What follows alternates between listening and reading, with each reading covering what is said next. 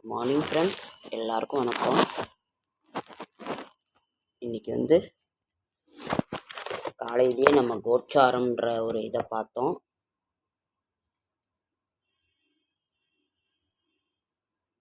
இன்றைக்கு செவ்வாய்க்கிழமை, ஜூலை மாதம் 15/7/2025, விசுவாவசு வருடம் ஆனி மாதம் 31ஆம் தேதி. நாளை 32ஆம் தேதி ஆனி 32, ஆடி மாதம் 1ஆம் தேதி பிறக்கப் போகிறது. ஆடி 1 17ஆம் நாள், 17/7/2025, ஆடி 1ஆம் தேதி. அதாவது தட்சிணாயன புண்ணிய காலம் ஆரம்பம் ஆகின்ற ஒரு அருமையான ஒரு நல்ல நாள். உத்தராயணம் முடிந்து அயனங்கள் 2, உத்தராயணம் தட்சிணாயனம். அதில் தட்சிணாயன புண்ணிய காலம் ஆரம்பமாகின்ற நாள் ஆடி 1ஆம் நாள். ஆடி 1ங்கிறது ரொம்ப சிறப்பாக தமிழர்கள் ரொம்ப சிறப்பாக கொண்டாடுவாங்க. 17ஆம் நாள், 17ஆம் தேதி அன்று வியாழக்கிழமையே வருகிறது. ரொம்ப அருமையான ஒரு நாள். அதனால் நாம் இந்த இதை தேங்காய் சுடுவாங்க. நிறைய பேர் நம்ம சைடெல்லாம் தேங்காய் சுடுவாங்க. ஒரு வழக்கத்தில் தேங்காய் சுட மாட்டாங்க. ஒரு தேங்காய் சுடுவாங்க. இங்கெல்லாம் தேங்காய் சுடுவாங்க. பஞ்சமி திதி மாலை 10:45 வரைக்கும் பஞ்சமி திதி இருக்குது. இன்றைக்கு பஞ்சமி திதினாவே நமக்கு வாராகி தாயாரினோட ஒரு இதுதான். பஞ்சமி திதி வாராகி தாயாருக்குரியது. சப்த கன்னிமார்கள் 5வது தாயாராக இருக்கின்றார்கள். நமக்கு வீடு நிலம் வேணும்னாவே பஞ்சமியில் விளக்கு வாராகி தாயாரை நினைத்து நீங்கள் செய்யுங்கள். இன்னும் ரொம்ப ரொம்ப நல்லது. சதய நட்சத்திரம், தியாஜிதம், சித்தயோகம், முருகப்பெருமான், சுவாமிமலை முருகப்பெருமான் 1000 நாமாவளி கொண்ட தங்கப்பூ மாலை சூடியருளல்.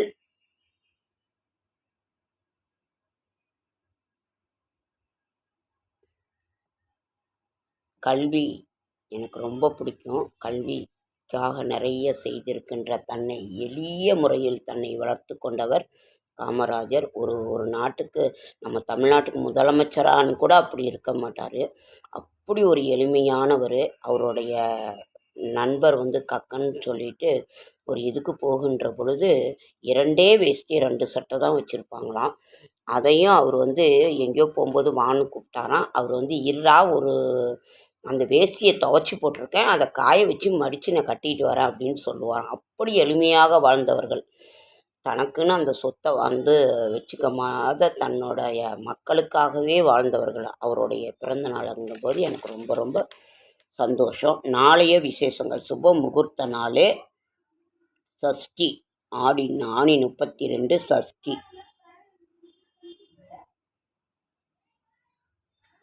அவ்வளோ ஒரு இது. சரி, இன்றைய சூரிய உதயம் 5:06 மணி. இன்றைய கிரக நிலவரம்: மேஷத்தில் 1, ரிஷபத்தில் சூரியன் சுக்கிரன், மிதுனத்தில் குரு சூரியன், கடகத்தில் புதன், சிம்மத்தில் கேது செவ்வாய், கும்பத்தில் சனி ராகு. ஒரு நாம நல்ல நண்பனாக இருக்கணுங்கிறது. மிதுன நாளிகை 0:20, திதி பஞ்சமி திதி. நல்ல நேரம் என்கின்ற சுபகோரை 7:45 to 8:45, மாலை 4:45 to 5:45. கௌரி நல்ல நேரம் 10:45 to 11:45, மாலை 7:30 to 8:30. சூலம் வடக்கு, பரிகாரம் பால், கரணம் 7:30 to 9. ராகு காலம் 3 to 4:30, குளிகன் 12 to 1:30, யமகண்டம் 9 to 10:30.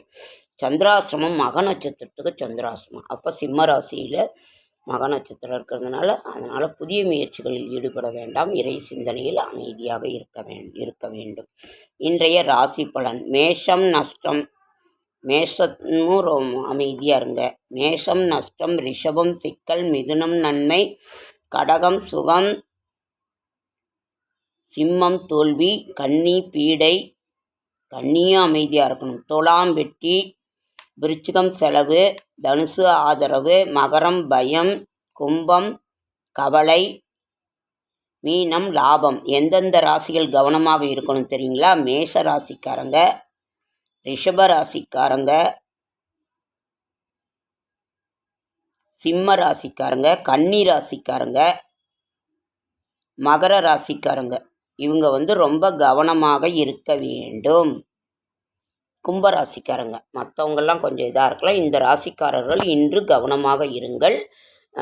புதிய முயற்சிகளில் ஈடுபட வேண்டாம், அமைதியாக இருங்கள். நாளைய விசேஷங்கள் தான் சஷ்டி திதி, சுப முகூர்த்த நாள் நாளை.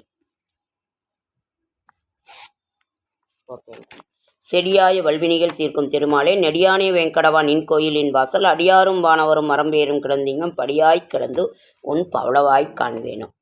நாம் இன்றைக்கி செவ்வாய்க்கிழமை முருகப்பெருமானுக்குரிய நாள். நாளைக்கு நாம் இன்றைக்கி காலையிலேயே கோச்சாரம்னு பார்த்தோம். கோச்சாரம்னா இன்று கிரகங்கள் எந்த நிலையில் இருக்கின்றன என்பது தான் கோச்சாரம். அதனால் கோச்சாரம் என்பது இதுதான் கோச்சாரம். அது பிறந்த கால ஜாதகத்தோடு முதல்ல நாம் ஒரு ஜாதகத்தை பார்க்கின்ற பொழுது வயது என்னன்னு சொல்லி இது பண்ணுவாங்க. வயதை பார்த்துட்டு அதற்கு பிறகு கோச்சாரம் இன்று கிரக நிலைகள் என்ன இருக்குதுன்னு பார்ப்பாங்க. நம்ம பிறந்த கால ஜாதகத்தில் என்ன இருக்குதுன்னு பார்ப்பாங்க. அந்த பிறந்த கால ஜாதகத்தின் மீது இன்று கோச்சார பலன்கள் எப்படி போகின்றது அப்படிங்கிறத பார்ப்பாங்க. அதற்கு பிறகு சனி பெயர்ச்சி எப்படி இருக்கின்றது, குரு பெயர்ச்சி எப்படி இருக்கின்றது, ராகுகேது பெயர்ச்சி எப்படி இருக்கின்றது நம்மளோட ராசிக்கு என்று சொல்லுவார்கள். இதுதான் அதாவது நம்ம சொல்லுவோம். நம்ம ஜோதிடத்தில் இது ஒரு இது. அதே மாதிரி எந்த தெய்வத்தை நாம் வணங்க வேண்டும், நாம் எந்த கிரகங்கள் எப்படி இருக்கிறது, வீடு கொடுத்த கிரகம், அதை பார்க்கும் இடம், குரு பார்வையே ரொம்ப இதாக பார்ப்பாங்க. எவ்வளவு பிரச்சனைகள் இருந்துட்டாலும் குரு பார்த்துட்டாருன்னா அதற்கு தீர்வு உண்டு என்று அர்த்தம். அதனால் இதை நம்ம பார்ப்பாங்க. நிச்சயமாக அந்த வீடு கொடுத்த இடம், லக்னம் மெயினாக பார்ப்பாங்க. லக்னம் இதை பார்த்துட்டாங்கனாவே இதாயிடும் இவர்களுக்கு. அப்புறம் குலதெய்வ வழிபாடு நீங்கள் ஃபஸ்ட்டு எடுத்துக்கணும். ஃபஸ்ட்டு பிள்ளையார் வழிபாடு, அதற்கு பிறகு குலதெய்வ வழிபாடு. நாம் என்ன பண்ணணும் அப்படிங்கிறது. அதே மாதிரி என்னென்ற தசாபுத்திகள் நடக்கிறது, தசாபுத்தி அந்தரம் எப்படி நடக்கின்றது, எப்படி இருக்கின்றது, இன்றைய சூழ்நிலைக்கு எப்படி இருக்கின்றது. அப்புறம் ஏதாவது ஒரு தொழில் செய்யலாமா, ஒரு வீடு கட்டலாமா, திருமணம் செய்யலாமா, குழந்தைகளுக்கு நேரம் சரியில்லையா, என்ன செய்வது, ஏது செய்வது என்கின்றதை பற்றி இது சொல்லுவாங்க. ஆயுள் ஒரு கொஞ்சம் இதாக இருந்ததுனாக்கா திருக்கடையூர் போய்ட்டு சொல்லுவாங்க. அப்படி இல்லைன்னா இங்கேயே இருக்க சிவன் கோவிலுக்கு நீங்கள் போயிட்டு வாங்க. அதே மாதிரி திருமணத்திற்கு நமக்கு சுக்கிரபலம் வேண்டும் அப்படின்னாக்கா ஸ்ரீரங்கம் போயிட்டு வரலாம். ஸ்ரீரங்கத்துக்கு போய் நாம் இது பண்ணலாம். அதே மாதிரி தம்பதி சமேதராக இருக்கின்ற ஒரு இது திருச்செங்கோடு அர்த்தநாரீஸ்வரரை பார்த்துட்டு வர சொல்லுவாங்க. ஏன் திருமணம் ஆகலை என்ன ஏதுங்கிறத நாங்கள் சொல்கிறத நான் சொல்கிறேன். அர்த்தநாரீஸ்வரரை பார்த்துட்டு வாங்க அப்படின்னு சொல்லுவாங்க. நமக்கு கடன் சுமை அதிகமாக இருக்கின்றதா, அதே மாதிரி பராமரிப்பு இல்லாத கோவில்களுக்கு எண்ணெய் வாங்கி கொடுங்க, பூ வாங்கி கொடுங்க அப்படிங்கிறது. ஏழையாக இருக்கின்ற ஒரு அந்தணர்களுக்கு ஏதாவது ஒன்று செய்வதுங்கிறதும் ரொம்ப நல்லது. கோவிற்கு பசுவிற்கு நாம் ஏதாவது வாங்கி கொடுத்தாலும் நமது கஷ்டங்கள் தீரும், வீட்டில் நல்ல செல்வ கடாச்சகம் பெருகும்.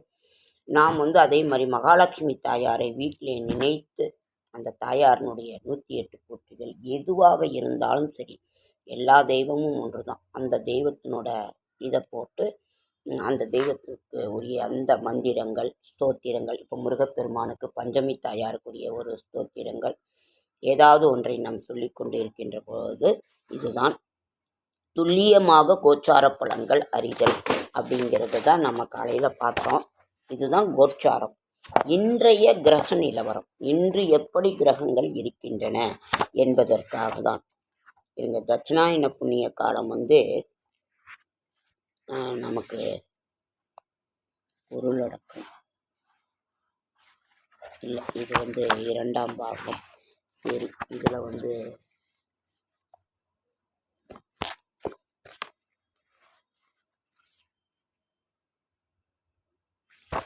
இருங்க.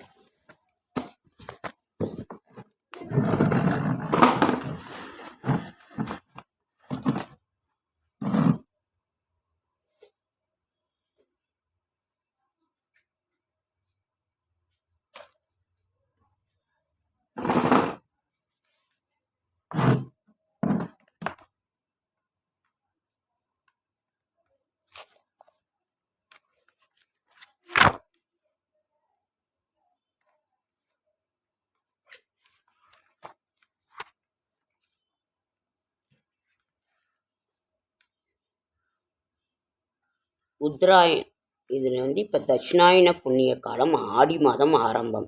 ஆடி, ஆவணி, புரட்டாசி, ஐப்பசி, கார்த்திகை, மார்கழி ஆகிய 6 மாதங்களும் தட்சிணாயன காலமாகும்.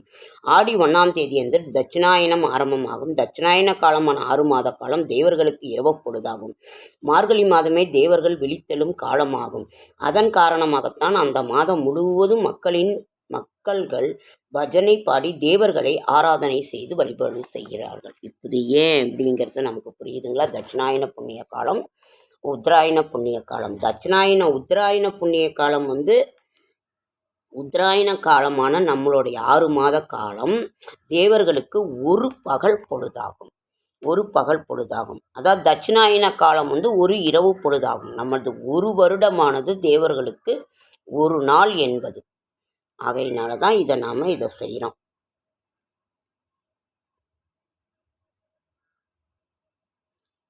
காலங்கள் 2: உத்தராயணம், தட்சிணாயனம்.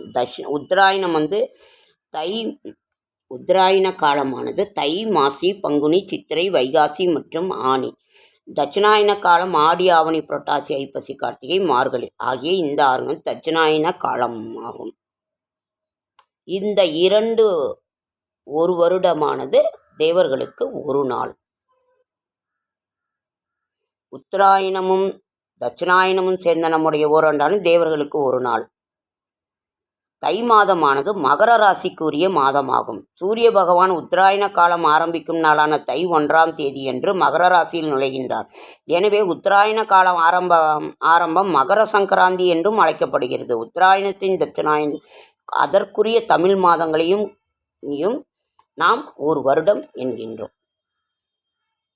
ஓகேங்க ஃப்ரெண்ட்ஸ், இன்றைக்கு இதோட ரொம்ப லேட் ஆகிடுச்சு. ஓகேங்க ஃப்ரெண்ட்ஸ், லைக் பண்ணுங்கள், ஷேர் பண்ணுங்கள், கமெண்ட் பண்ணுங்கள், சப்ஸ்கிரைப் பண்ணுங்கள். என்னால் முடிந்த ஆன்மீக தகவலை தர, நல்ல தகவலை தர எல்லாரையும் சப்போர்ட் பண்ணுங்கள். என்எஸ் விலாக்ஸை சப்போர்ட் பண்ணுங்கள். என்னால் முடிந்த நான் எதையுமே இல்லாததை சொல்லி மக்களை குழப்பக்கூடாது. நாம் என்ன இருக்கிறதோ அதுதான், இருக்கிறதை வைத்து நாம் வாழ வேண்டும் என்பது தான் நாம் இருக்கணுங்கிறது தான் என்னுடைய நான் சும்மா மக்களை குழப்பி அப்படிலாம் செய்யணுங்கிறது. என்னோடய ஷார்ட்ஸ் வீடியோ பார்க்குற அனைவருக்கும் என்னுடைய மனமார்ந்த நன்றி. அதே மாதிரி திருப்பரங்குன்றம் கும்பாபிஷேகம் நடந்திருக்கு. முடிந்தால் ஒரு நல்ல டிவிலெலாம் நல்லா காட்டுனாங்க. அதனால் நீங்கள் இது ரொம்ப லேட் ஆகிடுச்சு. ஓகே ஃப்ரெண்ட்ஸ், அடுத்த வீடியோவில் சந்திக்கிறேன்.